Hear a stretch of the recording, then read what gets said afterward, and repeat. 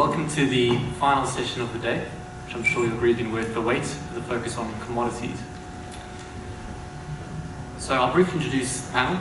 We have Peter Goodburn from WaveTrack International, Julian Jessup from Capital Economics, we have A.M. Kamal from Eurasia Group, and Mark Sturdy from 7 Days Ahead. So today the focus is going to be on what is the outlook for energy and metals markets. And specifically we will touch on oil, industrial metals and precious metals. And towards the end, as per usual, we'll have an audience question session. So I think the dichotomy of the panel offers a good lens to look at these questions. If I may be so bold to generalize, I'd say with Peter and Mark we've got analysis from a more chart perspective, and with Julian and AM we have a slightly more fundamental focus. So I'd like to start with the chartist view, and we should have some charts for. Yep.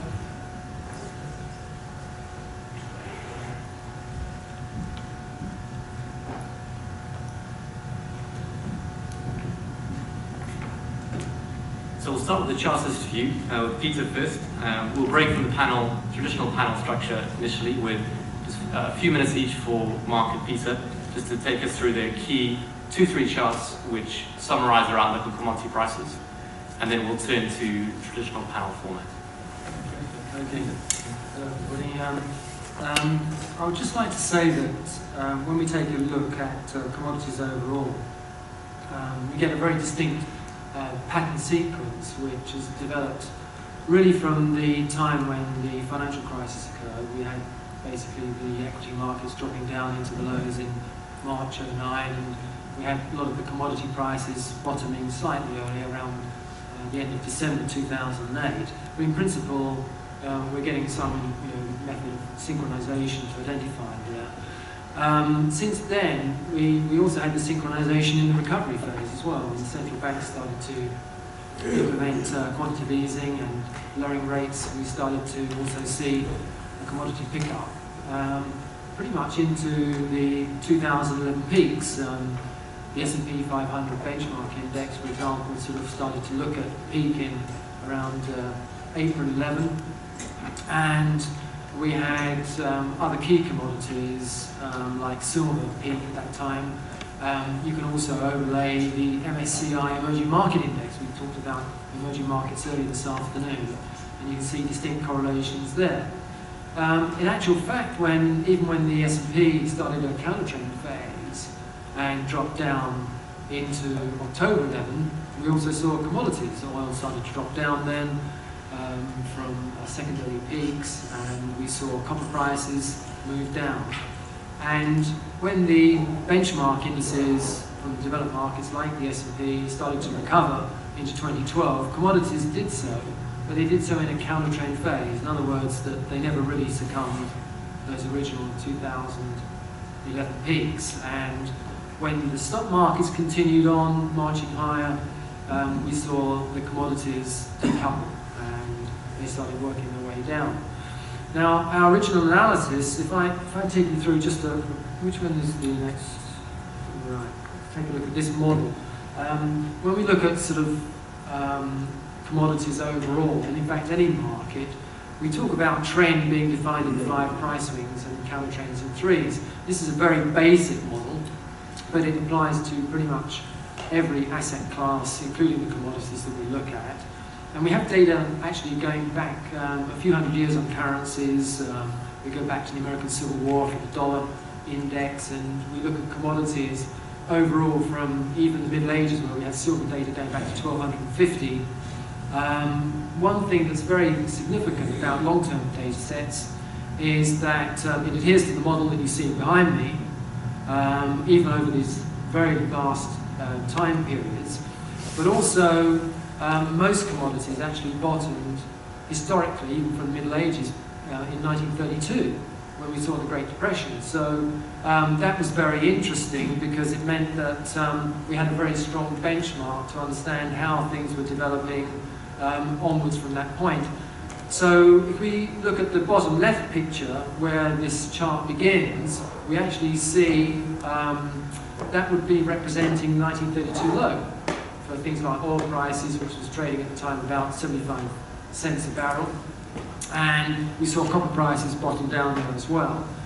And much later, as we saw sort of a pickup in the general economies, including that pump, which was obviously the Second World War, we started to see growth patterns adhere to this particular concept, which is very interesting because we have a lot of different exogenous sort of events which could knock it out, but it doesn't. It actually performs very well. And what we can see when we look at the mining sectors, the base metals or oil prices, each of them finished with this archetype pattern into the highs in 2006, 2008. Copper, its authentic top was 2006, oil 2008 in July, that 147 figure.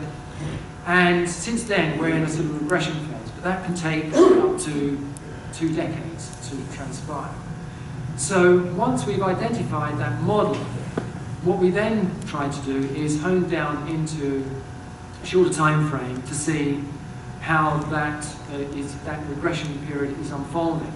But because of that regression phase taking maybe 2 decades to unfold, you're going to see initial depressive price action to the downside, but then you're going to get very big upswings developing, which I call the inflation pot, where you're suddenly going to get prices unexpectedly driving up into new highs. So this next chart is really just to show you how the decoupling is occurring through the different subsectors of the commodity areas. So for example, crude oil, we peak in 2007-8, and this is a long-term model of how that sort of multi-decennial cycle is going to unfold. And 2016 is depicted in this model as forming a fairly significant low. I think we're probably going to have another look down over the next couple of months to $24.5, $25. So only a fraction below where we were in January before we get a much more sustainable pickup than what we've seen so far in the last 6 weeks. But that means that we could see $75 down the road into the end of this decade, maybe a nudge into the next. So that's the model for, say, crude oil in itself. But if we take a look at the next slide, which is, this is just the crude oil cycle, which bottoms this year, and it shows it's moving up into the end of the decade. So this is, I think the red line is the cycle extrapolation model that we've used, and this is a good affirmatory aspect to the pattern sequence that we're looking at. So this is a very good complementary aspect that we are going to go through a really good sustained recovery. This is the emerging market index model, but it also applies to copper prices. And it's a bit different to the one we saw before. We saw the long-term peak in 2006. During the financial crisis, we got the initial sort of phase of the counter-trend phase into December 2008. And then we got the initial nudge up into the February 11 high for copper prices. But this one is now moving down into a slightly different sequence, but it's also bottoming and resynchronizing according to the way that oil prices are. And we think that over the next few years, we're going to see new record highs for copper. But they haven't quite got going yet. We're probably a little bit away yet, and we could still see some lower lows. But that's a very significant aspect, which is, again, resynchronizing.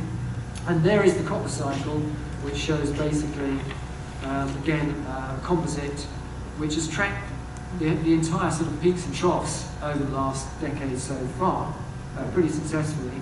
And that's bending ourselves up into this next cycle, into the next decade. This next chart is basically precious metal miners. Now I like this one particularly because we had a very significant buy signal last November, December. We started to see Newmont mining as a template bottom. The main reason for that was because of the tutorial pattern that's alongside it peaked in 2006, but it exactly followed the model of this chart into the low at $15 or thereabouts. It's since traded up $10 to 26, so we've seen a 60% rise already. had you been aware of this, that would have been a great benefit. But the ultimate implication to this is that we can expect new highs into the next decade. This is now one of the final charts. Now it's gold, and it basically again shows the same schematic thing, that we've had a peak in 2011, but we are going to get a major revival. Well, we've already seen gold recover significantly from that low in December at $1046, and we're $170, $180 up so far. So I think we can expect more from that, but we might get some shorter-term corrections to the downside in the next couple of months. Great, thank you. So a fairly positive outlook in general then, from a multi-quarter perspective for energy, precious metals and industrial metals. Just moving on to Mark then. Yes, can I just do the thing? Yeah, of course. Thanks. Hi there. We don't, I think, disagree very much with what Peter's just been saying, but we're very different in terms of how we approach looking at charts. So it's interesting that we sort of roughly in the same area, but we lack the heroic narratives of Elliott Wave and the sort of dramatic schemes and structures starting from the year dot. And we're very much conventional bar chart analysis, some Fibonacci retracement. Let's just look, where are we? At, for example, the oil. And we, at 7 Days Ahead, specialize in straightforward bar charting, some Fibonacci, and multiple time frames, so that we believe that any one image of a market doesn't give the whole picture. It needs to be put into context, both longer context and even shorter context, in the sense of seeing patterns within patterns. So our speciality is typically a day chart, a weekly chart, and a monthly chart to get an overall picture of all the forces at work on the market at any one time. And putting all those things together, you can derive a feeling of when they're all pushing together, you get very good signals in terms of selling and buying. When they're contrary, it's much more complex and better to stand back. Here we have the oil, straightforwardly. Market's fallen not as dramatically as happened in 2008. Where are we? We seem to be missing some slides here. I shan't bother with it. I think, why is that, I wonder? Let's just see. Yes, we're jumping rather. The important levels here are the low here and the highs here. And they, sorry, I beg pardon, the high here. And they taken together create an absolutely vital level of support for the market, which has not been unambiguously broken. No question about it. Oil, in agreement with Peter, has found a bottom.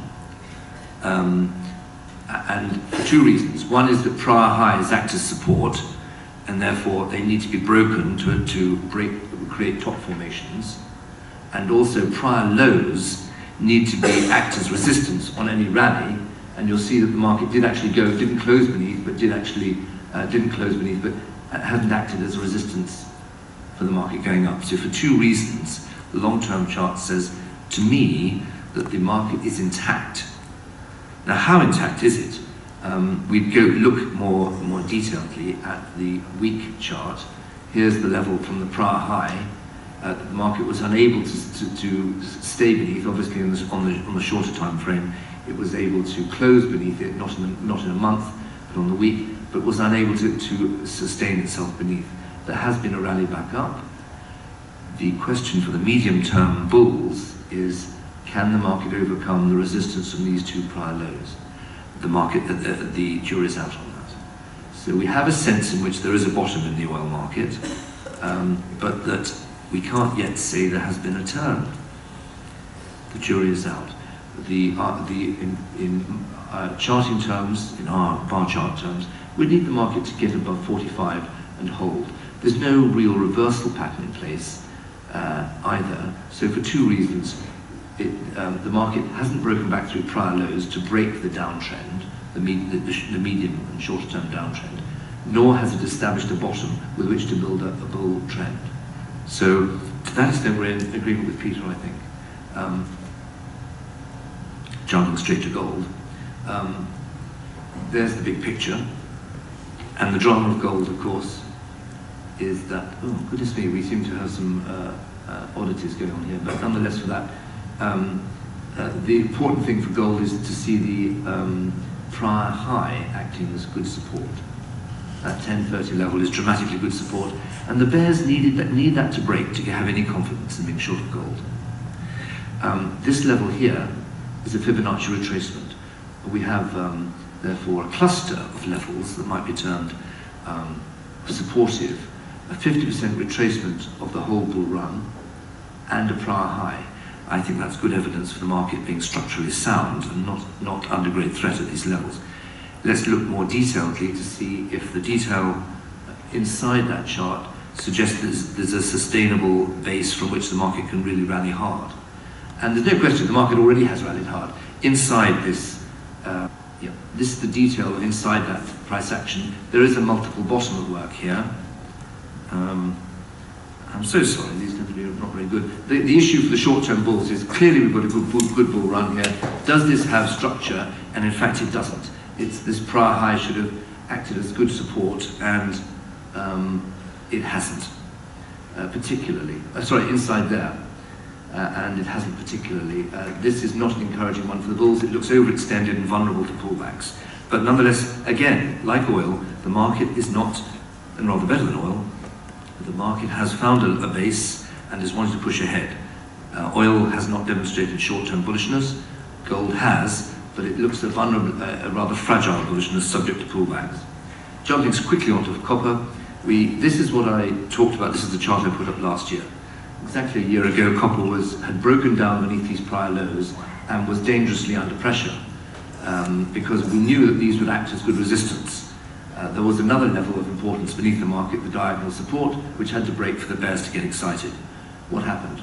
The market actually did try to rally back, but those, as I suggested last year, those two lows did act as resistance. A band of resistance broke the back of the bull rally and broke it down, broke the diagonal, and we have a precarious and bearish situation that has not gone away.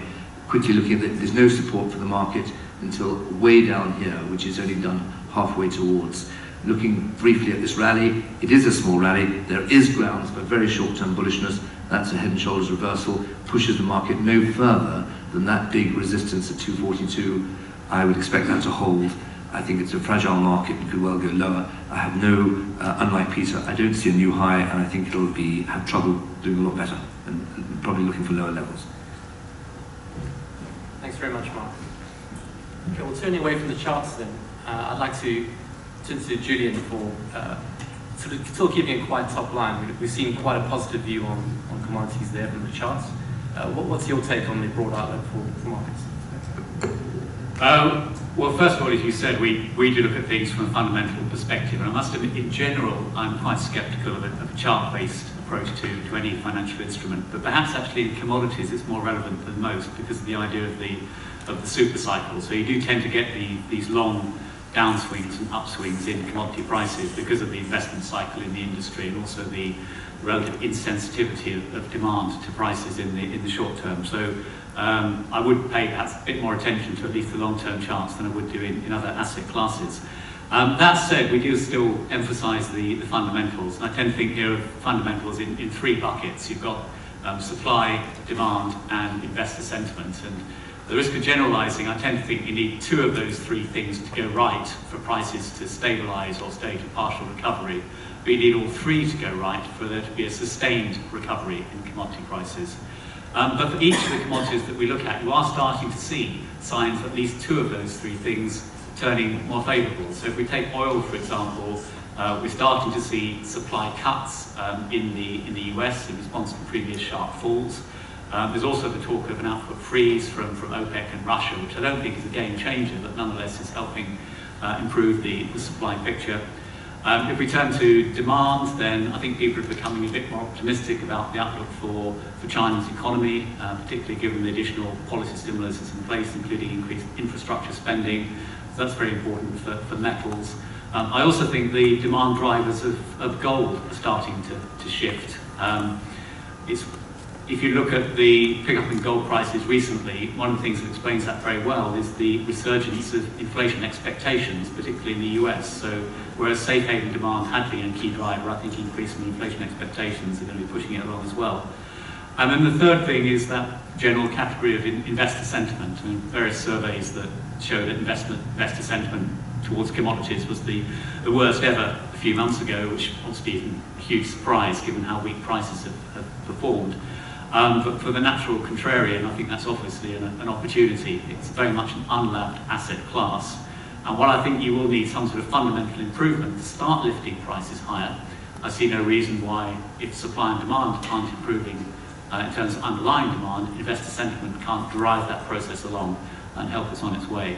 So different commodities, I think, will benefit at different paces. And I remain very bearish, for example, on iron ore, because I think the supply and demand fundamentals there are still dreadful. But other industrial metals, precious metals, I'm bullish on gold and even more bullish on silver. I think they'll do well. I think oil might struggle to make further gains in the short term because US shale will come back online fairly quickly. But we've got an end 2017 forecast of $60 for both Brent and WTI, so we're seeing further recovery over the medium term there. Thank you, Julian. We mentioned oil there. If we could just drill down a bit on oil then, I want to turn to AM with this, in particular given your focus on political risk in the Middle East area.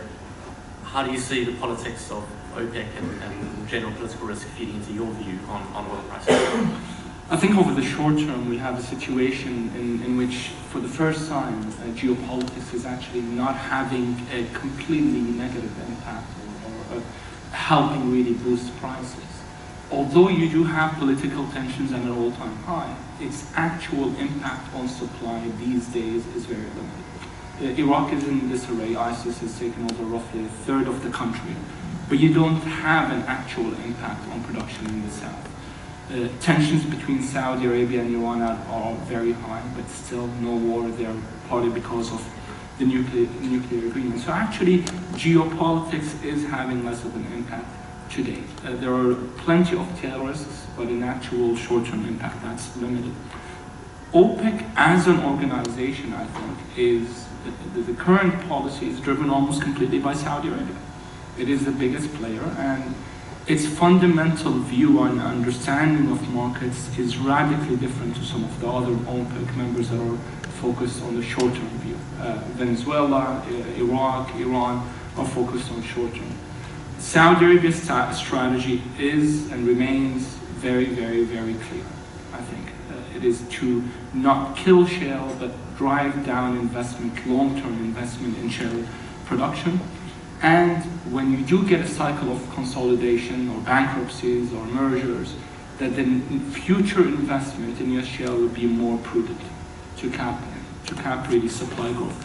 I fully agree with your view on what the drivers are for demand supply. I would say market sentiment, not investor, because investors are a bit, I think, have a more long-term view on, let's say, corporates, the Shells, the Chevrons, the Exxons have a long-term view on what they should do. Markets are a bit of a different beast. Sometimes they price risk a bit too early, sometimes a bit too late, so you do have that volatility. Short term, I don't think that the price recovery is going to be driven by demand. This is very much a supply story and very much dependent on US shale, which is probably why we will not see highs in 2016 above $40 or above $50 a barrel. Not until you get that inventory or storage buildup taken away. Recovery is probably in 2017. I don't think that OPEC and Russia can reach a deal that fundamentally can change the demand and supply dynamics today.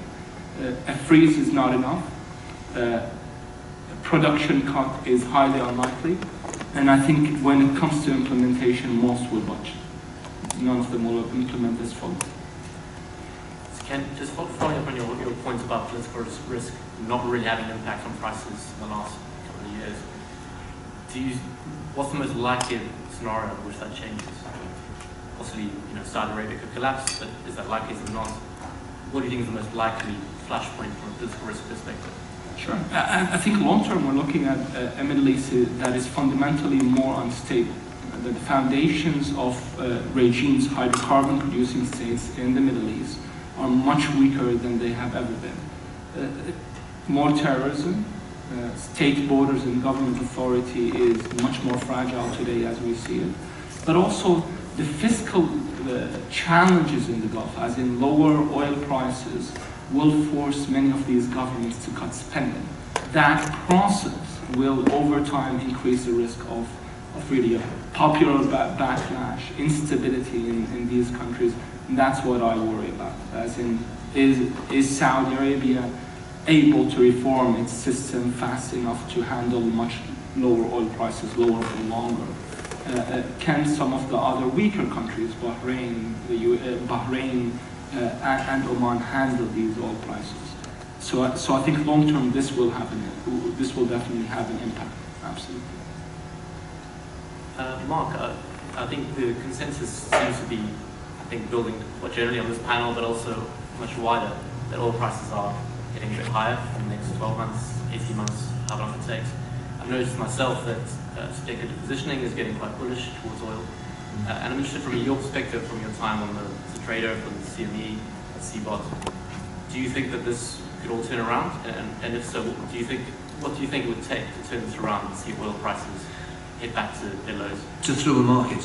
Yes, we haven't seen it in the price action yet, you're right. And I simply don't know. I think one of the virtues of charting is that you don't presume to have, as everyone will know, you don't presume to anticipate a narrative. You're not trying to persuade yourself of the virtues of a story. You simply react to price action. Forgive me, I'm dodging the question as I will another and again, because these are the virtues of charting as opposed to some of the problems of maybe a fundamental analysis whereby you get tied into a story or a narrative that you grip onto. If you see my point. Okay, well, maybe just moving on then from oil and switching to industrial metals. I think particularly because this gives us a chance to talk a bit more about China and the impact of China on commodities. And Julian, I'm wondering, how do you see China impacting the commodity market, particularly metals? Well, this is where I wish I had one of my favourite charts to show you, which is basically the level of Chinese GDP plotted against the copper price. And it is a remarkably good fit. People tend to focus, of course, on the headline growth rate in China, but it doesn't take account of the fact that the Chinese economy is now so much bigger than it was 5 or 10 years ago. And if you project forward what you expect to happen to Chinese GDP in level terms, continue to increase at even 4 or 5% growth, will deliver pretty big increases in economic activity from year to year. Plot that against the copper price, and I think it's very difficult not to be bullish. Unless you believe that the commodity intensity of economic activity in China is going to completely collapse. I think it probably will fall after we've had many years of strong growth led by investment. The extent of investment is now close to 50% of GDP, which is unsustainable. Clearly there are bubbles in the property market, so commodity intensity will fall somewhat, weakening my story a little bit. But I still think as long as the Chinese economy continues to grow at a reasonable pace, then year-on-year increases in demand for industrial metals in general will be strong. And as a result, we will be bullish across most of the industrial metals complex. On the demand side, on the supply side, in general, things looking bullish as well. So the flip side of the problems that, well-publicized problems that Glencore and BHP Billiton and so on is big cuts in supply in the pipeline. So that should support prices too.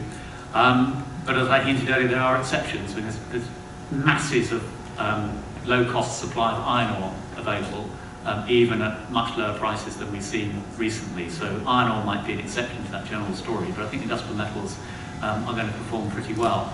And if we could stray over to industrial precious metals, I think the metal that to me looks the most attractive is actually silver.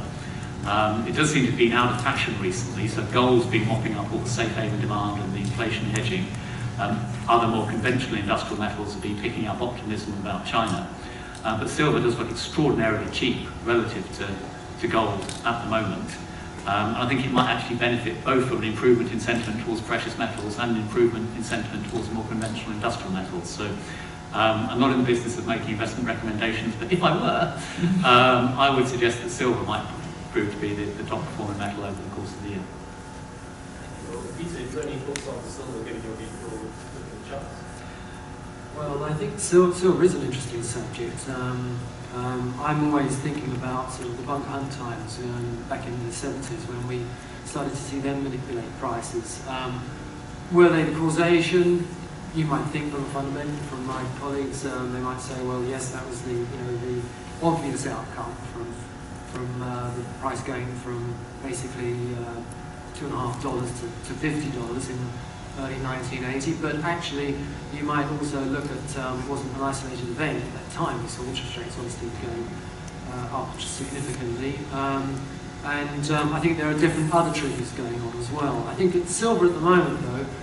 Interesting, we track the gold-silver ratio on a week-by-week basis, and we're sort of around 82 at the moment, 82 ounces of silver to 1 ounce of gold, and historically that's very high. We have been higher in previous times, but I concur with you, Julian, that at some stage I don't think silver will necessarily outperform gold immediately just yet on its turn. It certainly hasn't done so since gold's bottomed last December. It's not very exciting on the charts, is it, at the moment? But Short term, no. I mean, I think the gold-silver ratio, we had a target of 84 over a year ago, and we're nudging into that now. I think it's probably about ceiling. Looking ahead, though, from purely an Elliott perspective, when we look at patterns and the way that they develop, we have targets for silver to $65. When you look at Newmont Mining and some of the individual shares of Goldcorp and some of the others, we see new record highs on those into the end of this decade, into the early part of the next. Newmont Mining, we have a 10-fold increase, we think up to 160. And I think that means that silver most surely under that guise with a narrowing with gold-silver ratio will certainly get to 65, if not more. Do you have a view on the fundamental drivers of that from the chart perspective? Well, I think the dollar has to come in now because obviously if you go back historically, you're never going to see commodities go through such a big move unless you've got a weakening dollar base. And in the last year, of course, the consensus has been sort of a continued strengthening of the dollar. Most of the bulge bracket research groups have been talking about continuation of the dollar going up almost over the next several years. And that's based on this idea that the Fed will continue their interest rates on an incremental basis of increases.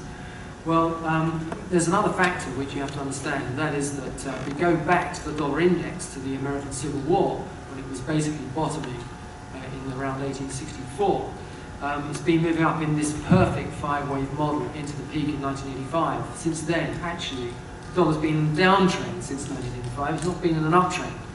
And for those of you who've only been looking at maybe sort of the trend since the low in 2008, I recommend you go back to 1985 because you can see the peak above 160 on the dollar index value. Now, what's happening since 2008 has been a recovery mode, which has taken this format of a typical counter-trend phase, and you can measure them very accurately. All you've got to do is take the initial upswing, which was caused by the dollar's appreciation due to the financial crisis sell-off. You just multiply that by the 60-1/8 ratio, and you'll get to the number of 103 for the dollar index, which of course we haven't quite reached yet. We've been at 100 a couple of times. Last March was the first occasion in some years, and of course we've seen it more recently. But until it gets to that point, we're not going to finish that cycle. Now, the 7.8-year cycle of peaks and troughs is very evident when we go back 150 years. And that 7.8-year cycle peak is coming in this year. So there will be, unreservedly, a major peak for the dollar. That's going to then trend down for the next 7.8-year period into the next cycle low. So we do know that with a very high confidence rate, that conviction level is very clear. And when that begins to show, I think that's going to obviously be one of the drivers that you perhaps may not be able to see as yet because of the imbalances of production and consumption. But that will have a very significant shift effect in the first phase of the commodity revival. Can I just make another observation about getting the turn in commodities? That if you were to look, it's a chart, a problem for charts is that they might be, as a trigger, you might be looking for a change in the Chinese stock market or related stock markets, Chinese stock market doesn't represent the economic activity going on in China. So that don't wait for a signal from the Chinese stock market charts, because I think I'm right in saying they're not representative of an awful lot of economic activity in China. So you won't get your signal there. It's got to be elsewhere.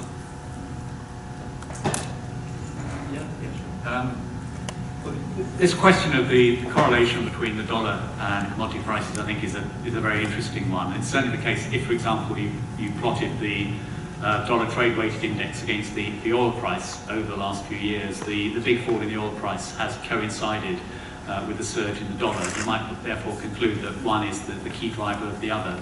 I think actually that's a bit misleading, because of course the oil price has also fallen very sharply in terms of almost any other major currency you care to choose.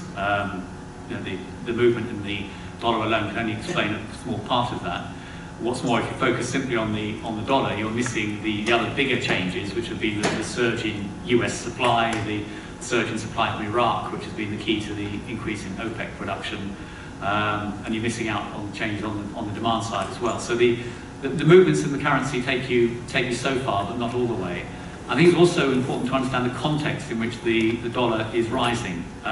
If, for example, the dollar is rising because the Fed is raising interest rates, because the US economy is strong, and because inflation in the US is picking up, then if you take all of those factors into account, that's not necessarily a bad environment for industrial commodities or even gold, because economic activity is strong, inflation is picking up, demand for inflation hedges might be picking up. So you could well get a scenario where the dollar is strong because of what the Fed is doing, but other factors are offsetting that in terms of the impact on commodity prices. So as I say, the dollar commodity price correlation takes you some way, but it's worth stepping back and thinking what the other key drivers are, including the things that are driving both.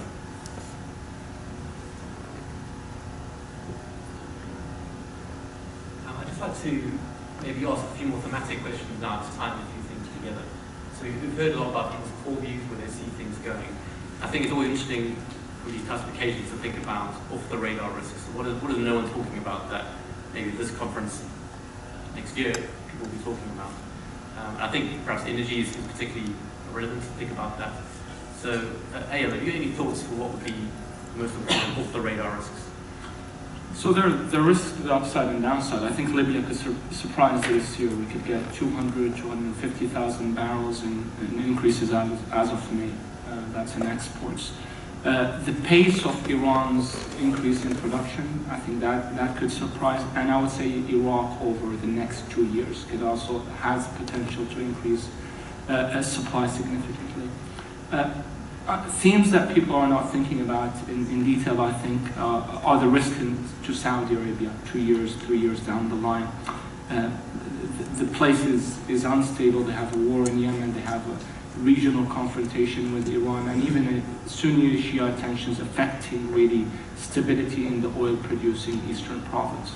That's one story. We tend to think about Europe and the Eurasia Group as a muddled through story, but definitely you have, with the refugee crisis right now, migrant crisis, with Brexit as a risk, and with Brexit as a risk, some pressure here on investors, as in corporates, to a certain degree, are delaying big investment decisions because of that uncertainty. Certainly having an impact on growth expectation, and certainly on demand. So there could be surprises as to that. Venezuela is the biggest, I think, risk over here. You don't necessarily, if you do have a political collapse, a change in government in Venezuela, it doesn't necessarily mean all the production goes offline, but you could have a serious shock, at least over the short term.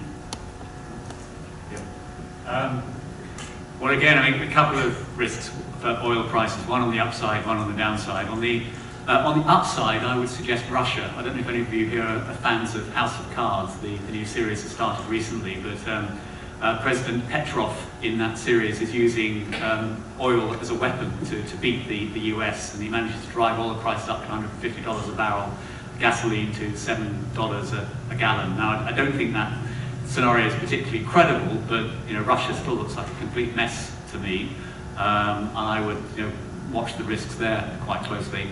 The downside risk is possibly twofold. One is a replication of the US shale revolution in other important parts of the world. Obviously, the US had huge first mover advantages because of everything from geology through to market structure and the favourable political environment. But there's no reason why other parts of the world can't replicate the shale revolution to some degree. And also on the demand side, new technologies that mean that we're simply going to use a lot less hydrocarbons, including oil, than we have done in the past. That might be the sort of the downside risk, with Russia being the upside risk. I think certainly from an aspect of the Elliott wave process, which is a deterministic system, it means that there is predictive value.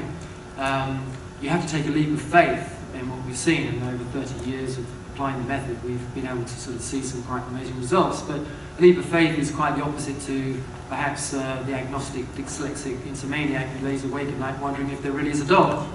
That's completely absurd, and I think at some point we have to believe in the method.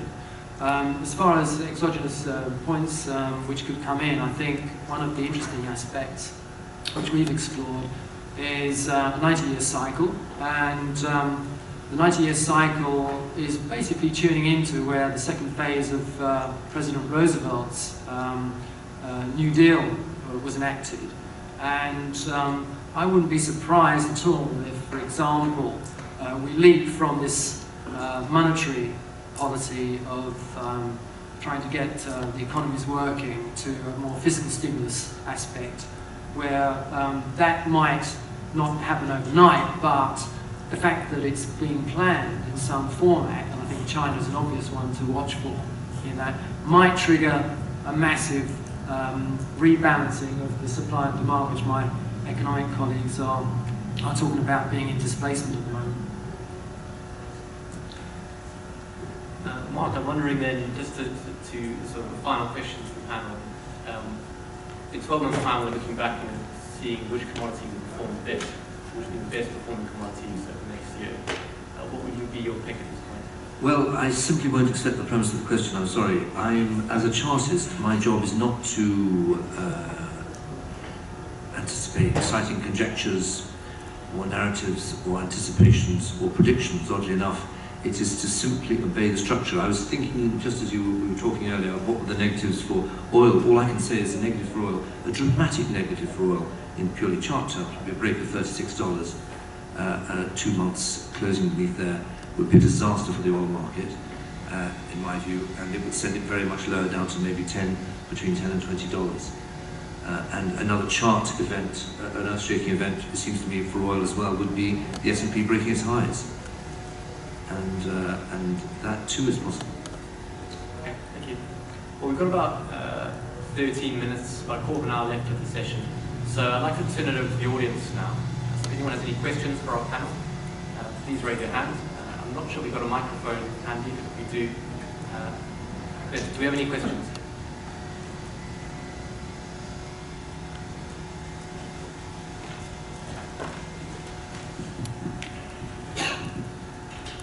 Just wanted to get back to the fundamentals of oil for a second, and I do agree that it's the supply that currently drives the price, but... Sorry, I can't actually hear.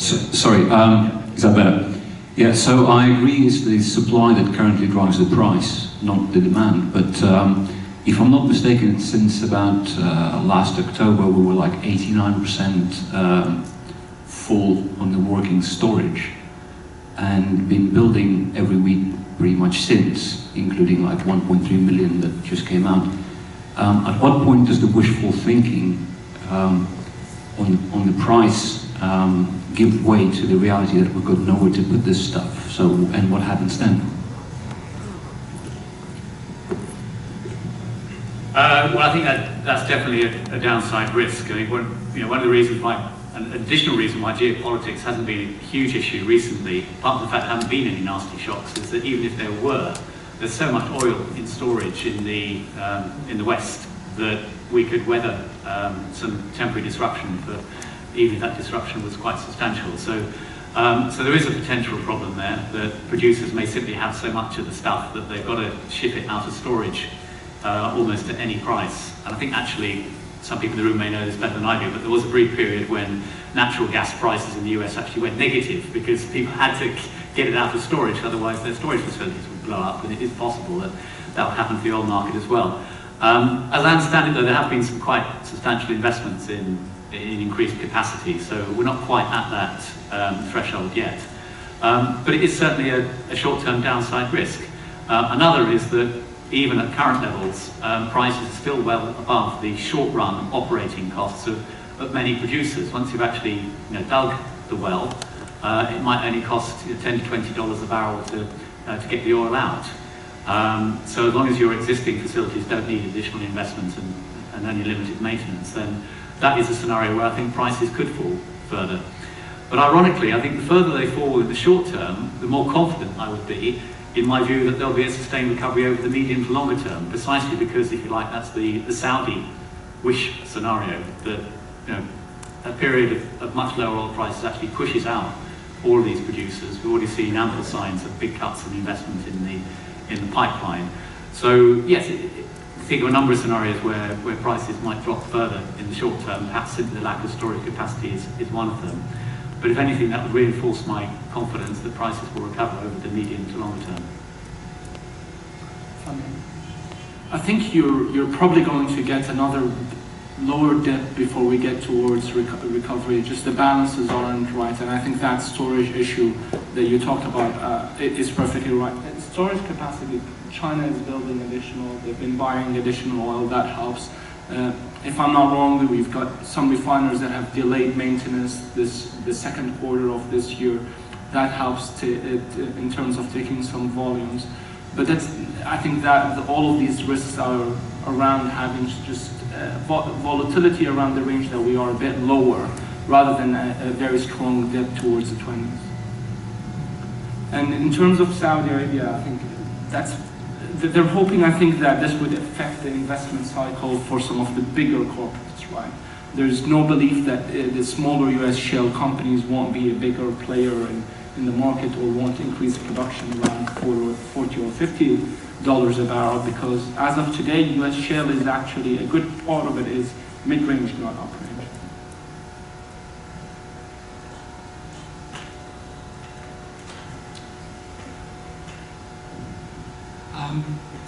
If I understand you correctly on the Elliott wave, what you say, Glenn, on the DXY, you're in the fourth wave with a target of 103 to the fifth wave, which would result in commodity prices pulling back temporarily for, say, 6 or 9 months, depending on the length of the time the dollar rises.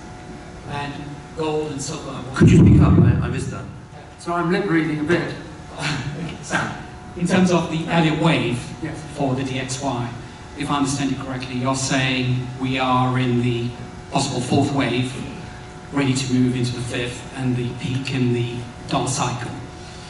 As a result of that, we would anticipate that the commodity prices temporarily, including gold and silver, which suggested here is in the first wave up, would correct in the second wave, and as we move further down into the year, we would temporarily pull back and we move high into a third wave.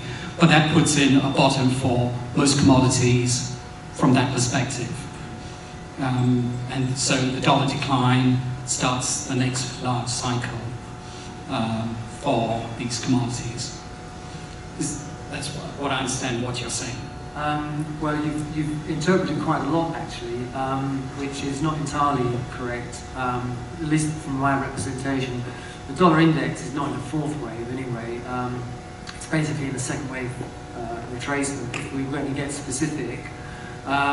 When you go back to the dollar index's top in 1985, it had a very big 5 process swing down, and then it was corrected, and since then the low back in 2008 was the first sequence of the C wave of the 3 price swing declaration. So we're actually in the second wave. You can go up quite a bit of way there. So that might answer part of your question. In terms of its relationship to silver, completely different, construct. And as we've seen, decoupling not only with equities and commodities since 2012 has occurred, But within the subsectors of the commodities that I've shown in the chart slides earlier, you're getting very different rhythms developing in the industrial metals, the base metals in particular, copper, lead, zinc, aluminium, tin, nickel. All of these have got their own resonance signatures. But we do find some overlays which are very interesting. For example, if any of you want to pull up an analogue of, say, platinum, an industrial metal with crude oil, you can go back over the last 2 decades and see some very strong correlations there as well. But I don't want to get too specific into the Elliott process because most people won't recognise that. But I think, you'd need to sort of readjust the dollar index at least to a second wave north.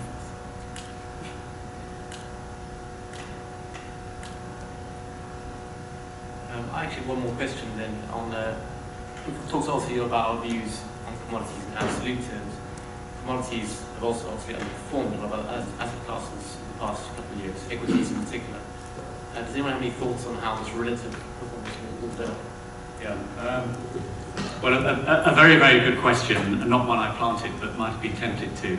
I mean, it's certainly true. If you look across different asset classes and think about relative value, I mean, look at bond yields, for example, close to zero, if not actually negative. Not a lot of value there. If you look at most equity markets, I mean, any sort of valuation metrics you care to look at, they look expensive. Not necessarily outrageously so, but they look expensive. There might be some value in emerging market equities and assets more generally, but that in itself may well be dependent on the commodity asset classes doing well as well. So in a sense, bullish on commodities is also bullish on emerging market equities. But as I go back to what I said earlier, looking at the things that are most unloved, it's very much been commodities, and I suspect that is an asset class that is underheld. And plenty of money that could swing back to that, particularly if you start seeing those other markets struggle. That might, for example, be one reason why gold continues to do well despite the Fed hiking rates, because if the Fed does hike rates and that takes the steam out of bond and equity markets, then gold might look relatively attractive. So there might be a different form of safe haven demand supporting gold there. But that certainly comes into my sort of third bucket of points about commodities, that investor sentiment will be very important over the next year or so, and I suspect it'll be a lot more positive, which is not a big call, than it has been over the last few years. I would also like to add that when you look at the MSCI Emerging Market Index, that has taken on exactly the same pattern sequence that you can take for copper, for example, or if you're looking at sort of some of the Asia markets. I was talking to some portfolio managers earlier today, and they have exposure to the A shares listed, Chinese shares that are traded in Hong Kong, and you can see exactly with the enterprises index, exactly the same model. And you can measure them. They all have slight idiosyncrasies. They're not exactly 100% the same.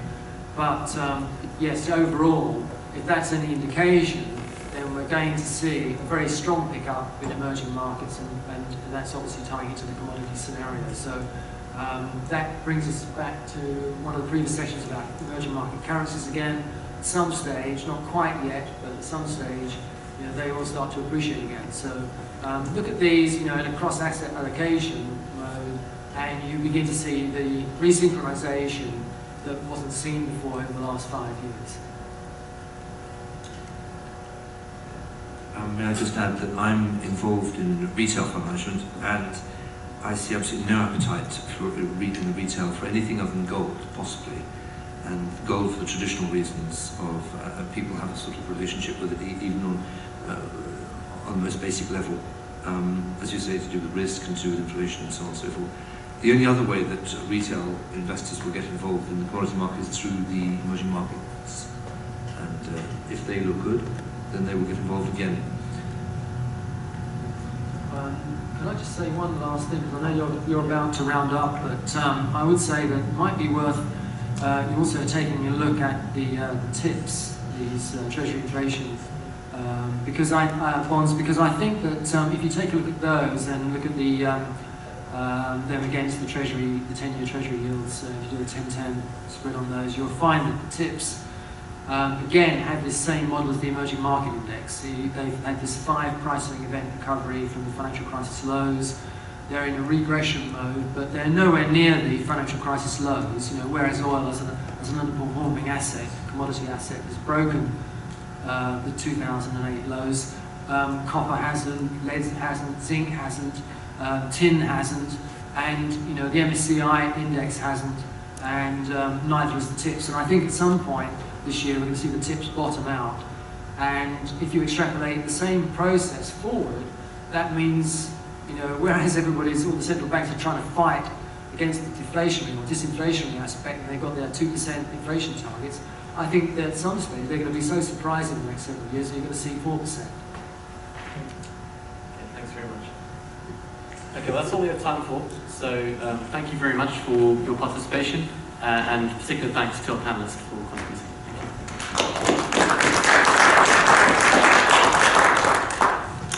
Thank you very much.